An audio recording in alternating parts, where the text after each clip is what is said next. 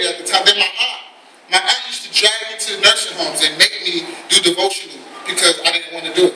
I was the last one dragging, and not knowing, years later, that's all I want to do. I'm addicted to the stage. I mean, you tell me you got a show, I'm coming. Period. So here we go. Listen. So now we're going to switch up a little bit. I want to talk about some love. Y'all know about love? You know about love? Tap your fingers, know about love. All right, so here we go. So here we go. Listen, the best thing that ever happened, the best thing that ever happened to me in life was the day she left me and I went crazy. And they say, you never miss them until they're dead and they're gone. And she's not dead, but she's been gone so long that the love we once shared continues to live on like Lauryn Hill songs. It's killing me softly the way it haunts me. It hides under my bed. Sometimes I'm afraid to go in my closet because my wardrobe often reminds me of her and how we used to be together and how we used to wear colors that help complement each other. It was nothing we planned on doing, just something we often did. Memories of how I used to make her feel when I would place precious kisses upon her forehead continues to creep up on me at night while I sleep.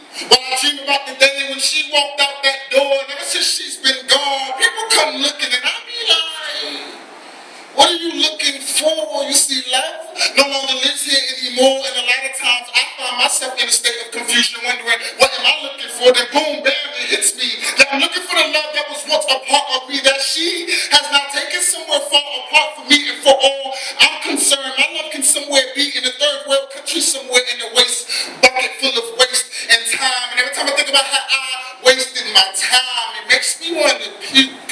It makes me want to puke on stage in front of you, so I come and I vomit the truth about how I didn't want her to leave. I actually tried to beg and plead. I wanted us to stay together like life, but it wasn't a mutual agreement. You should have seen it. When she went to step like Gina, I decided to beg like Mom and baby, please don't go. You know I need you, girl.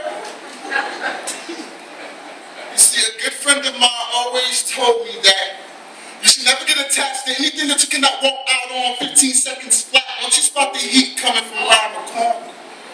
You see, I never spotted love coming from around the corner. That's why I stand before you here after my heart's been raped, misused and abused, misled and confused. You see, I'll never fall in love again. You see, love is for fools. I mean, I'll never fall in love again. You see, the thought of love will make me fall again. I don't have a heart to win or a heart to lose, and this love thing seems to be a little mentally unclear. Just call me confused. Listen, they say life is like a box of chocolate, but I say love is like a box of chocolate because you give your heart away and they take out all the good pieces and leave your heart in the pieces. Listen, some people think falling in love is easy as running your ABCs or your 1, 2, 3s, but falling in love for me was just as hard as learning my algebra, my geometry. See, I'm going back to school. You see, I'm going back to school so I can figure out this thing called love because I realize going through it every day in life just isn't enough. And they say education is the key. They say education is the key, so I want them to educate me, not in mathematics and science,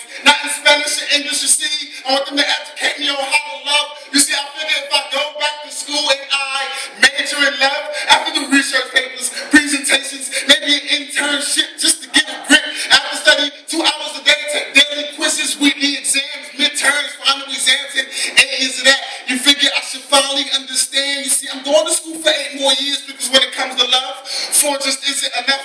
And I want to go beyond and above. And when I get through my degree, no more will I be called Mr. Emotional. Just call me Dr. Love. Because I'll be the doctor of love.